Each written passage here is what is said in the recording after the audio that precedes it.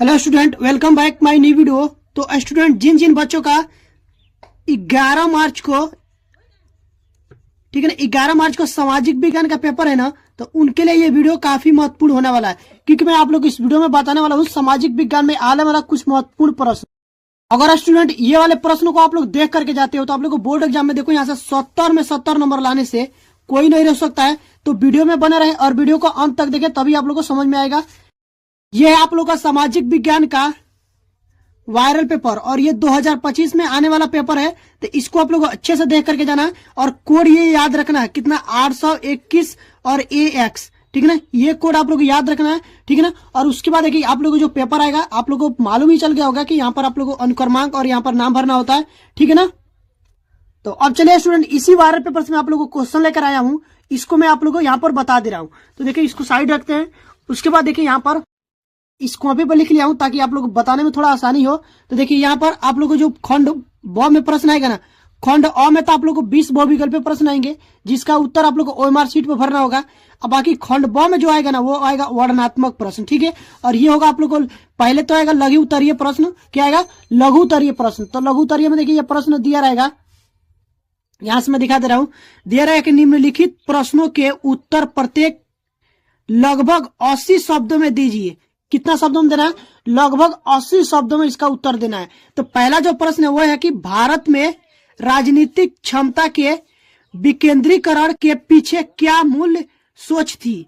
और इसका उत्तर आप लोग देना 80 शब्दों में, जिसके लिए आप लोग को नंबर कितना मिलेगा? 4 नंबर, ठीक ना। और अथवा करके एक और प्रश्न दिया है कि अगर आप लोग ये नहीं करना है तो ये कर सकते हैं, भारत में केंद्र और राज्यों के बीच सत्ता के बंटवारे की किन्हीं 2 विशेषताओं का उल्लेख कीजिए। अगर इसके लिए करते हैं तो 2 विशेषता बोला है, तो एक के लिए 2 नंबर और एक के लिए 2 नंबर, टोटल मिला के आप लोग कितना नंबर मिलेगा?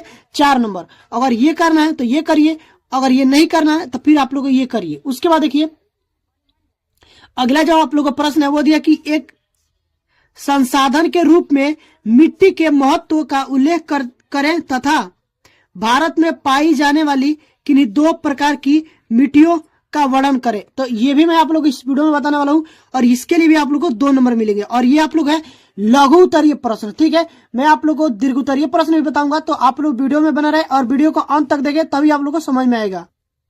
अब चलिए स्टूडेंट, सबसे पहले तो मैं आप लोग को ये बताने वाला हूं, अभी ये भी बताऊंगा और ये भी बताऊंगा। तो पहले मैं इसका देखता हूं, भारत में राजनीतिक क्षमता के विकेंद्रीकरण के पीछे क्या मूल सोच थी। तो इसका देखो आप लोग को उत्तर लिखना है। यहां से देखिए, सबसे पहले तो आप लोग को लिख लेना है। सबसे पहले देखिए, जब कॉपी को आप लिखिएगा ना, तो पहले यहाँ पर लिख दीजिएगा खंड ब, और उसके बाद लिख दीजिएगा वर्णनात्मक प्रश्न, ठीक है ना।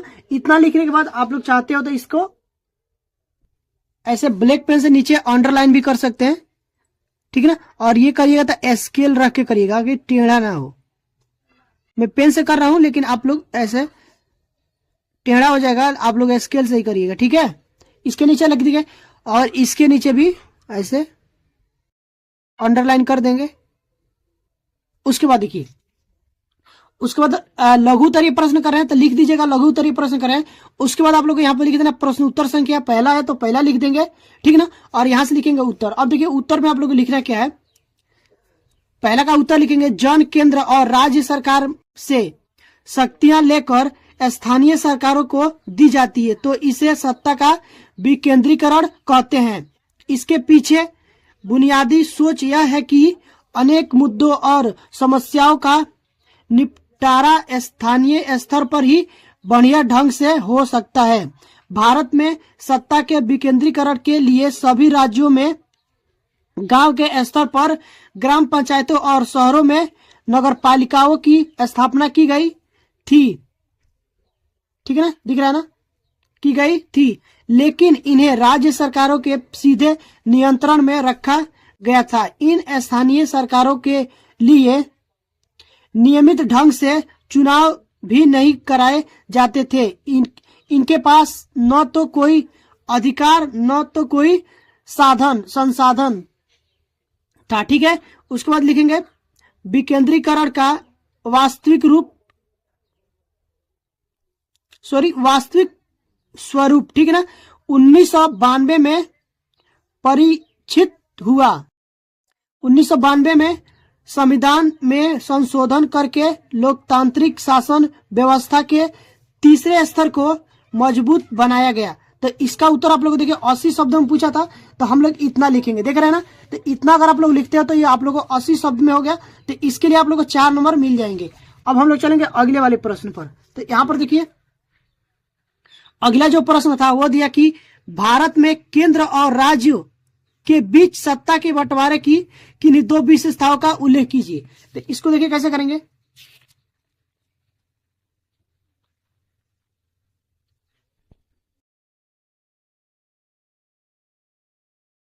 देखिए यहां से इसका भी आप लोग देखो अथवा लिख रहे हैं ना, तो यहां से लिख दीजिएगा प्रश्न उत्तर संख्या 1 का अथवा। ठीक है, क्योंकि हम लोग अथवा वाला कर रहे हैं तो इसलिए अथवा डालना जरूरी है ताकि एग्जामिनर को समझ में आए कि अब बच्चे ने अथवा वाला किया है। देखिए तो यहां से इसमें लिखेंगे संविधान में स्पष्ट रूप से केंद्र और राज्य सरकारों के बीच विधायी अधिकारों का बंटवारा निम्न प्रकार किया गया। पहला आप लोग किया गया संघ सूची। तो संघ सूची में आप लोग लिखना है इसमें प्रतिरक्षा, विदेश, बैंकिंग, संचार, मुद्रा जैसे राष्ट्रीय महत्व के विषय हैं, इन पर केंद्र सरकार कानून बनाती है। ठीक है ना। उसके बाद देखिए राज्य सूची में लिखेंगे इसमें पुलिस, व्यापार, वाणिज्य, कृषि, सिंचाई जैसे प्रांतीय महत्व के विषय आते हैं, इस पर कानून बनाने का अधिकार राज्य सरकार को है। ठीक है। उसके बाद देखिए यहां पर लिखेंगे समवर्ती सूची। तो समवर्ती सूची में लिखेंगे इसमें शिक्षा, वन, मजदूर संघ, विवाह जैसे विषय शामिल है, इन पर कानून बनाने का अधिकार केंद्र तथा राज्य दोनों सरकारों को है, लेकिन जब दोनों कानूनों में टकराव हो तो केंद्र सरकार द्वारा बनाया कानून ही मान्य होता है। ठीक है। उसके बाद देखिए यहां पर लिखेंगे चौथा में आप लोग लिखना अवशिष्ट। अवशिष्ट में लिखेंगे अवशिष्ट विषय को सूची में वे विषय रखे गए जो तीनों सूचियों में शामिल नहीं थे या जो नए विषय उभरे हैं, इन पर केंद्र सरकार कानून बनाती है। तो इस प्रकार से आप लोग को ये वाले प्रश्न को लिख लेना है। अगर आप लोग इतना लिखते हैं, देखो 80 सबसे ज्यादा हो गया। अगर इतना लिखते हो तो आप लोग यहाँ से 4 में 4 नंबर मिलेंगे, एक भी नंबर कट नहीं सकता। मैं लिख करके देता हूं, तो ये इतना आप लोग को लिख करके आना। ठीक है। उसके बाद देखिए अगला जो प्रश्न था यहां पर देखिए जो दूसरा नंबर प्रश्न था वो देखिए क्या दिया कि एक संसाधन के रूप में मिट्टी के महत्व का उल्लेख करें तथा भारत में पाई जाने वाली किन्हीं 2 प्रकार की मिट्टियों का वर्णन करें। ठीक है ना। तो देखिए इसको कैसे लिखेंगे, यहां से हम लोग आ जाएंगे और यहां से लिखेंगे प्रश्न उत्तर संख्या 2, क्योंकि 2 नंबर का है तो यहां पर लिख लेंगे प्रश्न उत्तर संख्या 2। और उसके बाद आप लोग को लिखना है पहले मृदा संसाधन। क्या लिखेंगे? मृदा संसाधन।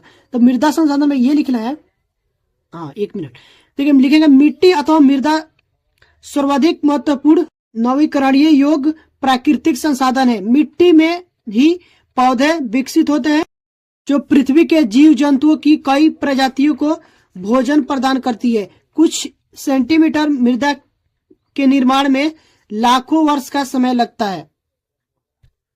अब देखिए उसके बाद इसमें पहला में लिखेंगे जलोढ़ मृदा। क्या लिखेंगे? जलोढ़ मृदा। तो देखो जलोढ़ मृदा में लिखेंगे भारत का संपूर्ण उत्तरीय मैदान जलोढ़ मृदा से बना है। यह मृदा हिमालय के 3 महत्वपूर्ण नदियां तंत्रों सिंध, गंगा और ब्रह्मपुत्र नदियों द्वारा लाए गए निक्षेपों से बनी है। जलोढ़ मृदा में रेत, सिल्ट और मृत्तिका के विभिन्न अनुपात पाए जाते हैं, जिस कारण यह बहुत उपजाऊ होती है। इसमें पोटास, फास्फोरस और चूना होता है। यह मृदा गन्ने, चावल, गेहूं और अन्य अनाजों तथा दलहन फसलों की खेती के लिए उपयुक्त होती है।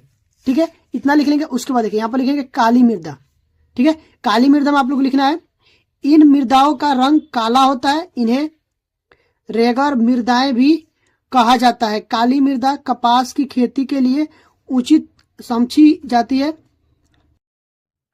यहां से लिख लेगा उचित समझी, झी आप यहाँ पर लिख लेगा झी, समझी जाती है। ठीक है ना।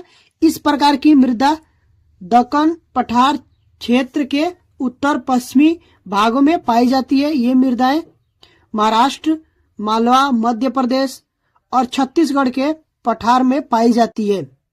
ये मृदा कैल्शियम कार्बोनेट, मैग्नीशियम, पोटास और चूने जैसे पौष्टिक तत्वों से परिपूर्ण होती है। ठीक है ना। तो इतना आप लोग को लिख लेना। अगर आप लोग ऐसे लिख करके आते हो तो आप लोग को बोर्ड एग्जाम में यहाँ से 4 नंबर कंफर्म हो जाएंगे। तो देखिए ये वाले जो मैं प्रश्न बताया हूँ ये मोस्ट इंपोर्टेंट है, इसको आप लोग अच्छे से तैयार करके जाना है। ठीक है ना। अगर आप लोग को ये वीडियो अच्छी लगी हो तो प्लीज वीडियो को लाइक करिएगा, और हमारे चैनल पर पहली बार विजिट किए तो चैनल को सब्सक्राइब करके बेल आइकन को प्रेस कर दीजिएगा, ताकि जो भी वीडियो डालूं उसका नोटिफिकेशन आप लोगों के पास तुरंत पहुंचे और आप लोग तैयारी तुरंत हो पाए। तो स्टूडेंट अभी के लिए बस इतना ही, मिलते हैं इसी तरह की नेक्स्ट वीडियो में। तब तक ले थैंक यू फॉर वॉचिंग।